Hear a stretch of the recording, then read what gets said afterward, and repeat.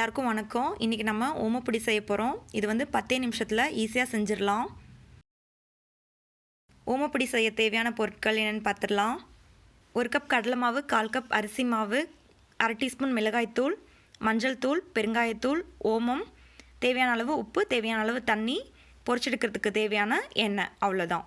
இப்போ ஒரு பவுலில் 1 கப் கடலை மாவு சேர்த்துக்கலாம். 1/4 கப் அரிசி மாவும் சேர்த்துக்கலாம்.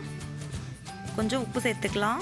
மஞ்சள் தூள், 1/2 டீஸ்பூன் மிளகாய்த்தூள், அப்புறம் கொஞ்சம் பெருங்காயத்தூள் சேர்த்துக்கலாம்.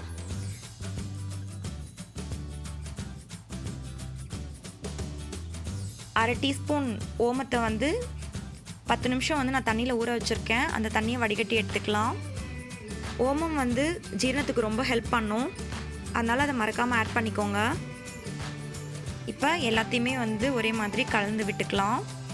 கலந்துட்டு கொஞ்சம் கொஞ்சமாக தண்ணி ஆட் பண்ணி ஒரே மாதிரி கட்டி இல்லாமல், ரொம்ப கட்டியாகவும் இல்லாமல் கொஞ்சம் லூஸாக மாவு பிசைஞ்சுக்கலாம்.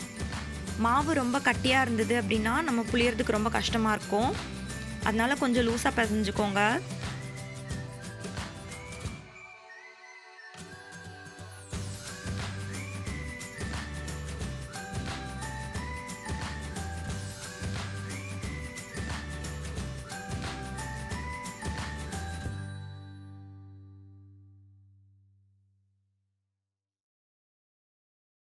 முறுக்கு புளியறதுல வந்து சின்ன சின்ன ஓட்டை இருக்கிற அச்சு எடுத்திருக்கேன்.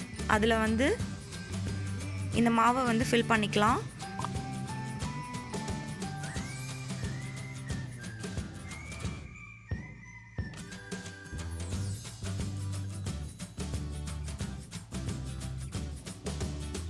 இப்போ நமக்கு மாவு ரெடி ஆயிடுச்சு. இப்போ எண்ணெயும் சூடாயிடுச்சு. நம்ம வந்து எண்ணெயில் அப்படியே புழிஞ்சு விட்டுக்கலாம். எண்ணெய் வந்து ஓரளவுக்கு நல்லா சூடில் இருக்கணும், அப்போ தான் வந்து அது நல்லா வேகும்.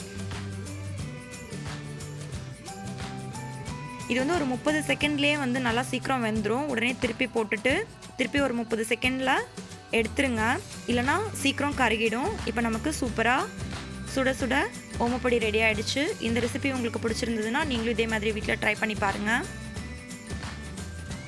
இந்த வீடியோ உங்களுக்கு பிடிச்சிருந்ததுன்னா லைக் பண்ணுங்க, ஷேர் பண்ணுங்க, மறக்காம சப்ஸ்கிரைப் பண்ணுங்க.